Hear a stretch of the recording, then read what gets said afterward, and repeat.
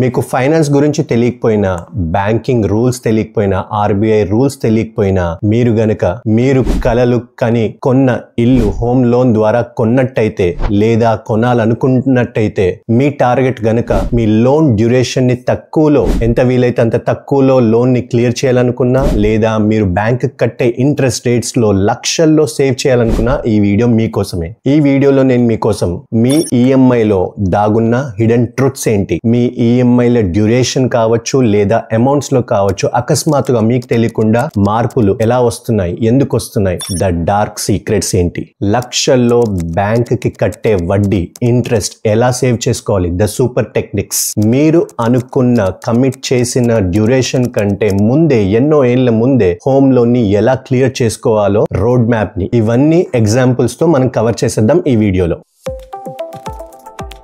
అందరికీ నమస్తే, welcome back to our channel SB4 matters. Health, wealth, technology మరియు charity matters మీద వాల్యుయబుల్ ఇన్ఫర్మేషన్ కోసం మీ వన్ స్టాప్ డెస్టినేషన్. నేను మీ సంతోష్ కుమార్ బచ్చు. ఇవాళ మనం మాట్లాడుకోబోయే టాపిక్ హోమ్ లోన్ లో లక్షల్లో ఎలా సేవ్ చేయొచ్చో చూద్దాం. Shall we going? Let's dive in. మీ ఈఎంఐ లో దాగున్న హిడెన్ ట్రూత్స్ ఏంటి? ఫస్ట్లీ, ఈఎంఐ అంటే ఏంటి? Equated monthly installments. అంటే ప్రతి నెల ఒక ఫిక్స్డ్ అమౌంట్, మనం అనుకున్న అమౌంట్ ఏదైతే బ్యాంక్ తో ఒప్పుకున్నామో ఆ అమౌంట్ మన బ్యాంక్ లో నుంచి హోమ్ లోన్ కి వెళ్ళిపోతుంది, డిడక్ట్ అయిపోతుంది అన్నమాట. రైట్? ఇది అందరికి తెలిసిన విషయమే. It's not rocket science. కానీ ఈ ఈఎంఐ లో కొన్ని ప్యాటర్న్స్ ఉంటాయి. ఈ ఈఎంఐ లో ఉండే కాంపోనెంట్స్, ప్యాటర్న్స్, అవి ఎలా ఎగ్జిక్యూట్ అవుతాయో తెలుసుకోవడం చాలా ఇంపార్టెంట్. ఒక పని చేద్దాం. ఒక ఎగ్జాంపుల్, ఒక 1 or 2 ఎక్సెల్స్ తీసుకొని చూపిస్తాను నేను మీకు ఈజీగా అర్థం అవ్వడానికి. ఒక పర్సన్ ఏ తను హోమ్ లోన్ తీసుకున్నాడు 30 lakhs కి విత్ 8% ఇంట్రెస్ట్ ఫర్ 20 years అనుకుందాం. ఇతనికి మంత్లీ ఈఎంఐ ఎంత వస్తుందో చూద్దాం.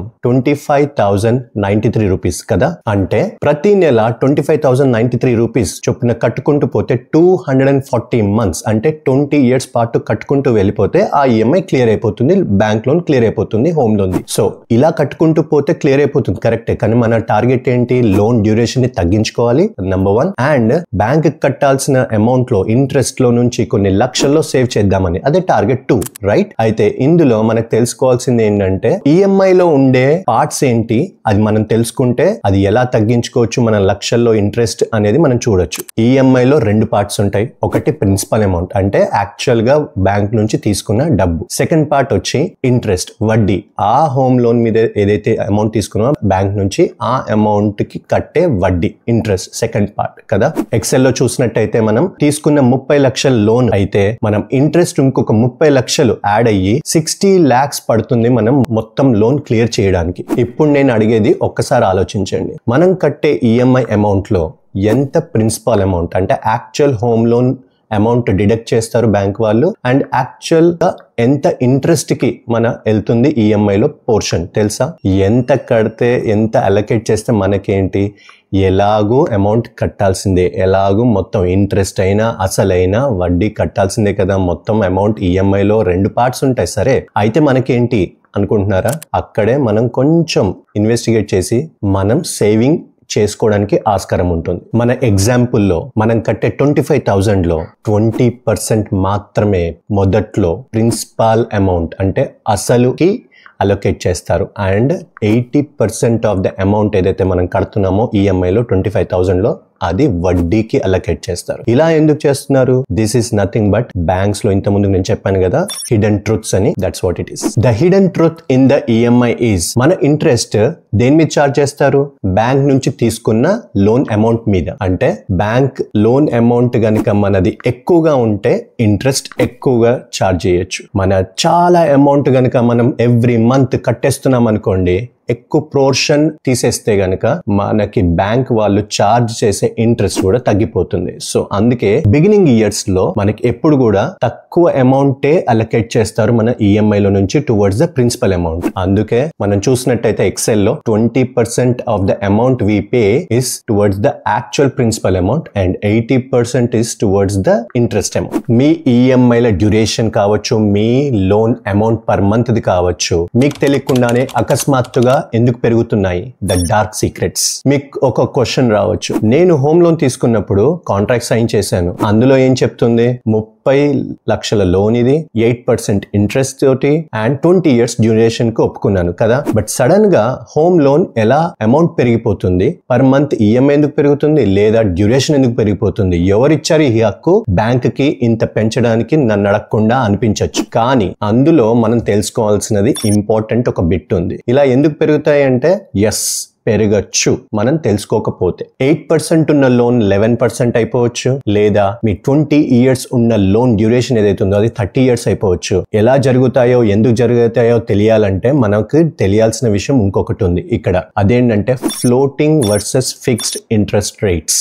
మీ ఇంట్రెస్ట్ రేట్ గనక 8% నుంచి 11, 10 ఏది పెరిగినా ఆర్ తగ్గినా, ఫర్ ఎగ్జాంపుల్ దట్ మీన్స్ మీ పాలసీ ఏదైతే ఉందో మీరు హోమ్ లోన్ తీసుకున్నప్పుడు ఫ్లోటింగ్ ఇంట్రెస్ట్ రేట్ మీద తీసుకున్నట్టు. అంటే ఆర్బీఐ గనక మనకి ఇంట్రెస్ట్ రేట్ పెంచితే మన హోమ్ లోన్ ఇంట్రెస్ట్ పెరిగిపోతుంది. ఆర్బీఐ గనక ఇంట్రెస్ట్ రేట్ తగ్గిస్తే మన ఇంట్రెస్ట్ రేట్ తగ్గిపోతుంది. Everything depends on what RBI is charging the repo rate. So ఒక స్టెప్ బ్యాక్ వెళ్ళి మనం రెపో రేట్ ఏంటో తెలుసుకోవాలి. ఎందుకు తెలుసుకోవాలి అంటే దీన్ని బట్టే కదా మన ఇంట్రెస్ట్ రేట్స్ మారుతున్నాయని చెప్పాను కదా. So repo rate is the rate RBI మన కమర్షియల్ బ్యాంక్స్ ఎవరి దగ్గర నుంచి అయితే మనం ఇంట్రెస్ట్ కి హోమ్ లోన్ తీసుకుంటున్నామో వాళ్ళకి ఒక ఇంట్రెస్ట్ రేట్ తోటి చార్జ్ చేస్తుంది. అండ్ ఆ ఇంట్రెస్ట్ రేట్ నే రెపో రేట్ అని అంటారు. అండ్ బ్యాంక్స్ మనకి వాళ్ళ పర్సెంటేజ్ ని కూడా యాడ్ చేసుకుని మనకి బేస్ రేట్ గా మనకి ఇంట్రెస్ట్ రేట్ గా హోమ్ లోన్స్ ఇస్తాయి. సో రెపో రేట్ గనక పెరిగితే మన ఇంట్రెస్ట్ రేట్స్ పెరిగిపోతాయి. ఎప్పుడు ఓన్లీ మనది ఫ్లోటింగ్ ఇంట్రెస్ట్ రేట్ గా తీసుకుంటే గనక, ఫిక్స్డ్ అయితే ఏమీ మారదు. అంటే రెపో రేట్ పెరిగినా తగ్గినా, బ్యాంక్స్ ఇంట్రెస్ట్ పెంచినా తగ్గించినా మనకి ఫిక్స్డ్ రేట్స్ లో ఉంటే గనక మనకు ఆ టెన్యూర్ మొత్తం కూడా మన ఇంట్రెస్ట్ రేట్ ఫిక్స్డ్ గానే ఉంటుంది. 8 అంటే 8 మాత్రమే ఉంటుంది. ఫ్లోటింగ్ అయితే బ్యాంక్స్ పెంచిన కొద్ది తగ్గించిన కొద్ది మనది కూడా మారిపోతుంటుంది. ఇట్స్ ఇట్ క్లియర్ నా? ఇది కొంచెం జాగ్రత్తగా ఆలోచించండి. ఇంత ముందుకు ఎగ్జాంపుల్ తీసుకుందాం. అదే ఏంటి, 30 lakhs loan, 8% interest and 20 years duration కదా. అయితే 5 years తర్వాత మనకి ఇంకా 15 years లోన్ లో మిగిలిపోయి ఉండాలి. టోటల్ డ్యూరేషన్ నుంచి 5 years అయిపోయింది కాబట్టి అలాగే 26 lakhs లోన్ ఉండాలి. అయితే ఈ నేపథ్యంలో ఆఫ్టర్ 5 years లోన్ ఇంట్రెస్ట్ కనుక మనకి 8% అనేది 11% అయింది అనుకుందాం. మన ఈఎంఐ ఎంత ఉంటుందంటే 29,000 చేంజ్, అంటే ఆల్మోస్ట్ 30,000 ఉంటుంది. కానీ బ్యాంక్స్ ఏం చేస్తాయంటే మన ఈఎంఐ ఎంత ఒప్పుకున్నాం ఇనిషియల్ గా 25,000 కదా, అదే ఉంచడానికి ప్రయత్నం చేస్తుంది. దానివల్ల ఏమవుతుంది, మన టోటల్ డ్యూరేషన్ ఏదైతే ఉందో లోన్ టెన్యూర్ 20 years కాకుండా 28 years కి మారుస్తారు. ఎందుకంటే మోర్ ఇంట్రెస్ట్ రేట్స్ తెచ్చుకోవడానికి. 27 lakhs కట్టే బదులు మనము 58 lakhs కడతాము by the end of the total 28 years if we continue with that plan which bank suggest. అంటే బ్యాంకులు కనుక 25,000 తీసుకుంటున్నట్టయితే పెరిగిన ఇంట్రెస్ట్ రేట్ కన్సిడర్ చేసిన మనం 58 lakhs ఇంట్రెస్ట్ కే కట్టేస్తాం. ఇదే ప్లేస్ లో మనం బ్యాంక్ తో మాట్లాడి no we will increase the monthly payment అని చెప్పాలి. ఎందుకంటే ఆ 25,000 చేసుకుంటే ఎంత ఖర్చు అవుతుందో మనం ఆల్రెడీ చూసాం. సో 25,000 ఇంకొక 5,000 యాడ్ చేస్తే ఆల్మోస్ట్ 29,000 చేంజ్ ఏదైతే కనిపిస్తుందో మీకు ఫిగర్ లో, అంటే 30,000 అనుకోండి, ఎక్స్ట్రా 5,000 పర్ మంత్ కడతాం. అండ్ ఆ కట్టడం వల్ల మనము ఎన్నో లక్షలు సేవ్ చేస్తాం మీకు కనిపిస్తున్నట్టుగా. లేదు నాకు అదే 25,000 కడతాను, నేను 5,000 ఎక్స్ట్రా కట్టలేను అంటే మీరు ఒక్కసారి ఆ డిఫరెన్స్ ఆలోచించండి. 58 lakhs interest versus 27 lakhs interest, ఏది బెస్ట్? మీకు ఎవ్రీ మంత్ 5,000 ఎక్స్ట్రా కట్టడం బెటరా, లేకపోతే ఆల్మోస్ట్ డబుల్ ఇంట్రెస్ట్ రేట్ 30 లక్షల దాకా కట్టడం బెటరా? డెసిషన్ మీదే. అంటే 31 lakhs సేవ్ చేస్తారు ఎవ్రీ మంత్ 5,000 ఇంక్రీజ్డ్ ఈఎంఐ కడితే. ఇప్పటి వరకు మనం చూసింది ఏంటి, 8% ఉన్న ఇంట్రెస్ట్ రేట్ 11% అయితే, అంటే రెపో రేట్ పెరిగింది కాబట్టి మన ఇంట్రెస్ట్ రేట్ పెరిగిపోయింది. దాన్ని బట్టి అంటే ఫ్లోటింగ్ ఇంట్రెస్ట్ రేట్ లో ఉన్నామన్నమాట. అలాగే రెపో రేట్ తగ్గింది అనుకోండి, మన ఇంట్రెస్ట్ రేట్ కూడా తగ్గిపోవాలి కదా. సో మనం అప్పుడు ఏం చేయాలి, అగైన్ బ్యాంక్స్ ని కన్సల్ట్ చేసి డెఫినెట్ గా మన ఇంట్రెస్ట్ రేట్ ని తగ్గించుకునే విధంగా, ఈఎంఐ అమౌంట్ తగ్గించుకునే విధంగా మనం అప్లై చేసుకోవాలి. బ్యాంక్ ని కనుక్కొని కన్ఫర్మ్ చేసుకోవాలి డాక్యుమెంటేషన్ తో. ఎవరికైతే ఈ market up down interest rate పెరగడం తగ్గడం వద్దో వాళ్ళు ఫిక్స్డ్ రేట్ ఇంట్రెస్ట్ కి వెళ్ళిపోతారు. అందులో లోన్ తీసుకున్న డేట్ నుంచి టెన్యూర్ అయిపోయే వరకు కూడా సేమ్ ఈఎంఐ కడతారు. ఇంట్రెస్ట్ రేట్స్ పెరిగినా మార్కెట్ లో తగ్గినా వాళ్ళ ఈఎంఐ లో మార్పు ఉండదు, ఆ డ్యూరేషన్ లో మార్పు ఉండదు. ఫిక్స్డ్ రేట్ ఇంట్రెస్ట్ లో కొన్ని డిసడ్వాంటేజెస్ ఉన్నాయి. అదేంటంటే మనకి first of all 1 to 1.5% interest rate ఎక్కువ తోటి వస్తుంది ఫ్లోటింగ్ కి కంపేర్ చేస్తే. నెక్స్ట్ ఫ్లోటింగ్ ఇంట్రెస్ట్ రేట్ ఉన్న వాళ్ళకి ఆర్బీఐ గనుక మారిస్తే రెపో రేట్స్ వాళ్ళకి ఇంట్రెస్ట్ రేట్స్ తగ్గిపోతాయి, అలాగే ఈఎంఐస్ తగ్గుతాయి. కానీ ఫిక్స్డ్ రేట్ ఇంట్రెస్ట్ ఉన్న వాళ్ళు మార్కెట్ లో తగ్గిన ఇంట్రెస్ట్ రేట్స్ వాళ్ళకి మాత్రం ఇంట్రెస్ట్ రేట్స్ తగ్గవు, వాళ్ళ ఈఎంఐ అలాగే కంటిన్యూ అయిపోతుంది. So that could be a loss. Interest rates పెరుగుతాయి లేదంటే తగ్గుతాయి అని ప్రెడిక్ట్ చేయడం it's like a gamble. So అవన్నీ పక్కన పెడితే నేను చెప్పబోయే ట్రిక్స్ ఏవైతే ఉన్నాయో అవి మీరు ఫిక్స్డ్ అయినా ఫ్లోటింగ్ ఇంట్రెస్ట్ రేట్ అయినా వరీ కాకుండా లక్షల్లో సేవ్ చేసుకునేది నేను చూపిస్తాను మీకు.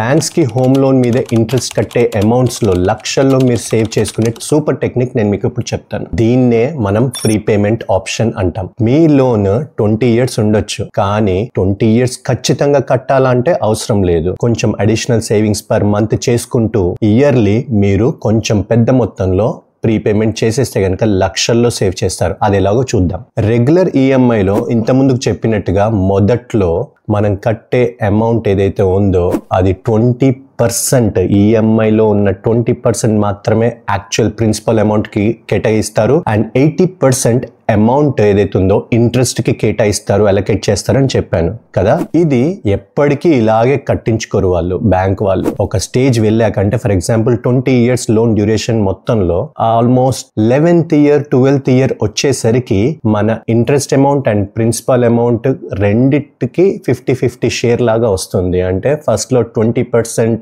మెయిన్ అమౌంట్ 80% ఇంట్రెస్ట్ తీసుకుంటే అది స్లోగా ఒక 11th year 12th year వచ్చేటప్పటికి 50-50 అవుతుంది. అండ్ తర్వాత గ్రాడ్యువల్ గా మనకి మెయిన్ హోమ్ లోన్ అమౌంట్ ఎక్కువగా తీసుకుంటారు అండ్ ఇంట్రెస్ట్ తక్కువగా తీసుకుంటారు, అలొకేట్ చేస్తారు ఇన్ ద ఈఎంఐ. మన లోన్ డ్యూరేషన్ 20 years అయితే the best time to save lakhs ఏంటంటే ఫస్ట్ 5 to 10 years లో గనక మనం ఎక్కువగా ప్రీపేమెంట్ చేయగలిగితే లాక్స్ లో సేవ్ చేయగలుగుతాం. రెగ్యులర్ ఈఎంఐస్ కి కాకుండా ప్రీపేమెంట్ లో ఉండే బెనిఫిట్ ఏంటంటే ఆ ప్రీపేమెంట్ లో ఎంత అమౌంట్ చేస్తున్నా ఆ అమౌంట్ అంతా కూడా యాక్చువల్ లోన్ అమౌంట్ లో నుంచి మైనస్ చేయడం జరుగుతుంది. దట్ మీన్స్ మన లోన్ అమౌంటే చాలా గ్రాడ్యువల్ గా తగ్గుతుంది కాబట్టి ఇంట్రెస్ట్ దాని మీద ఏదైతే ఉంటుందో అది ఇంకా డ్రాస్టికల్ గా తగ్గిపోవడం జరుగుతుంది. అలాగే మనకి లక్షల్లో సేవ్ అవుతుంది. అది ఎలాగో మనం ఒక్కసారి ఎక్సెల్ లో వేసి చూసేద్దాం. ఇప్పుడు మీరు స్క్రీన్ లో చూస్తున్నట్టుగా నేను ఇయర్లీ గనక ప్రీపేమెంట్ ప్లాన్ లో ఒక 1 lakh